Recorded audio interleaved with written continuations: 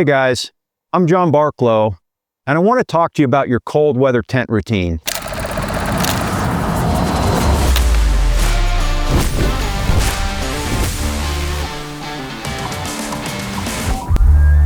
Winter poses some unique challenges when you're going to go out and camp. And every year, even though I've been doing this for decades, that first winter trip, I'm always remembering something or relearning an old lesson because we're just not used to it all the time, like our water freezing or how we keep boots from freezing, those kind of things. And so you need to figure this out and be very disciplined in the cold and establish a tent routine that works for you, and then just go out and keep practicing it until you've kind of refined that. Now, a hot tent, so think a teepee with a wood stove, is not always a viable solution. And although they're really nice to have, some environments aren't gonna have wood to put in that stove, or the environment is gonna be so saturated with either rain or snow that wood isn't gonna be viable to put in that wood stove. And so establishing a cold weather tent routine really is a good thing to do, and it really frees you up to be able to go into areas and times of year that others may not be able to. Now, the first thing is you end up sleeping with a lot of stuff inside your sleeping bag, because the one thing you have to do is figure out how to keep a lot of stuff warm. And so I'm gonna go through some of those things. The first thing you wanna consider is the shelter. So depending on the shelter and the number of people you're putting inside that shelter, you may have an environment inside that shelter that's up to 10 degrees warmer than the outside ambient air temp. And so that's kind of something unique to consider, and I can kind of figure out my sleeping system or what I'm going to bring to eat or all those kinds of things I can factor in. But a shelter is a consideration because of the environment that it's going to create inside. The next thing is the sleeping bag. So I've talked about different sleeping system choices, but no matter what I'm using, I'm integrating my clothing. And so I'm gonna sleep in my clothing. I'm gonna sleep in that puffy jacket. I'm going to get in my sleeping bag wearing my clothes when I kind of decide to get in my tent and kind of bunk down for the night, so to speak. And so when I do that, the first thing I wanna do is I want to take off my damp socks and I want to change those out to dry socks. So this is a good practice no matter the time of year. And I'm going to take those damp socks and I'm going to put them either in the sleeping bag, just throw them at the bottom, or I'm going to put them in the inside pockets of my puffy jacket, and those are going to dry overnight with my body heat. If I've got liner gloves, I'm also going to take those damp liner gloves and do the same thing with them and put on dry liner gloves. So that's the first thing. The second thing is we need to figure out what we're gonna do with electronics. So think phones, inReaches, if you have a camera, those batteries are going to start to die at night if the temperatures get too cold. So now we're probably gonna sleep with our phone on us, but maybe now we have an inReach in our pocket. If we're shooting a bigger camera, maybe we have that in the sleeping bag, or maybe that's wrapped up in my puffy pants, but we have to kind of figure out what to do with that. The next thing is I like to eat right before I go to bed. Why? Because food is fuel, and that fuel cranks my metabolism. And so I normally try to hold off on eating until I decide to go to bed. Maybe I've had a hot drink or two prior to that, but I'm gonna eat that meal and I'm gonna consume that, so now it's gonna crank my metabolism to give me the best heat source for as long as possible.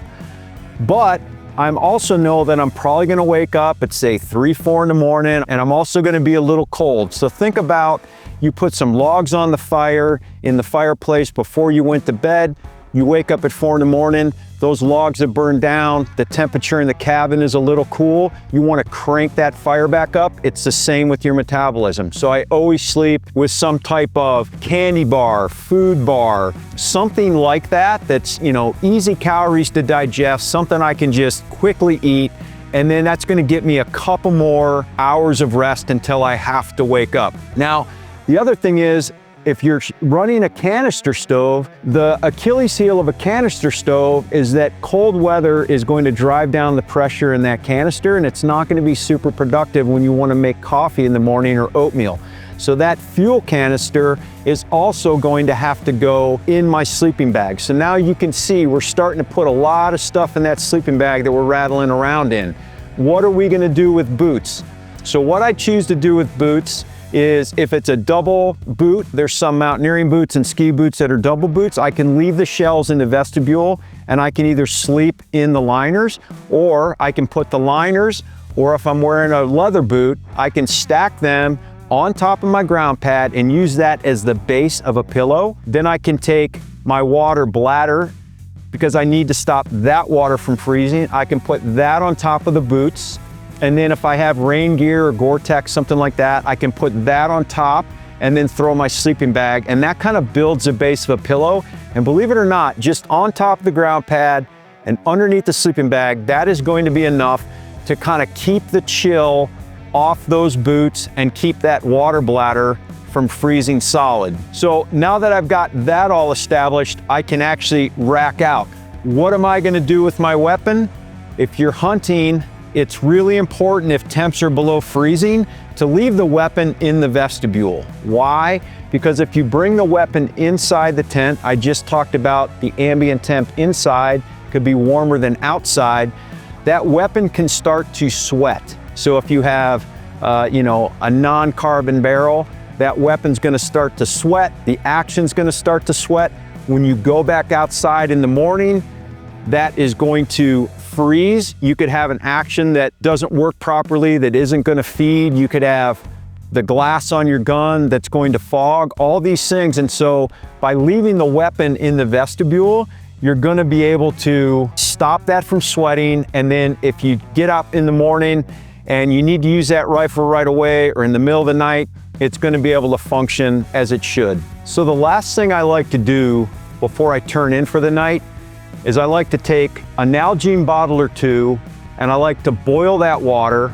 I pour that water back into those Nalgene bottles, make sure they're cap tight, and I put those hot Nalgene bottles in my sleeping bag. So maybe one goes down in the foot box to warm my feet, and maybe the other goes next to my kidneys.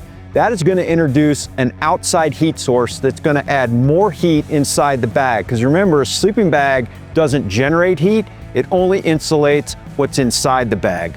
So now in the morning when you wake up, the first thing you're gonna wanna do is probably make coffee and maybe make some oatmeal. So you wanna light that stove and get it going in your vestibule or outside the tent, but never inside the tent, because you don't want carbon monoxide buildup, which could kill you. And so once I get a hot cup of coffee and maybe I've got some oatmeal going, I'm gonna pull those Nalgene bottles out of my sleeping bag. I'm gonna pour them back into the pot. I'm gonna reboil them. And I'm gonna take my boots now that are cold, but hopefully not frozen, and I'm gonna put a Nalgene bottle in one boot, and I'm gonna kind of thaw it out and warm it up. I'm gonna put it on my foot, then I'm gonna transfer that Nalgene to the other boot. I'm gonna warm it up. I'm gonna put that on my foot. And so that's gonna start my day really well. So I encourage you to go out this winter and go camping and have some fun and establish a routine. I remember the first time that I was gonna go winter camping, and it was almost too much to even comprehend. And now, several decades later, winter camping is actually the one season I enjoy more than any other. There's very few people. It feels like a big adventure. There's no bugs, there's very few bears, and there's really no snakes. And so all these combine to make for a really fun time. And honestly, the discipline of winter camping has made me a better backcountry hunter because of that.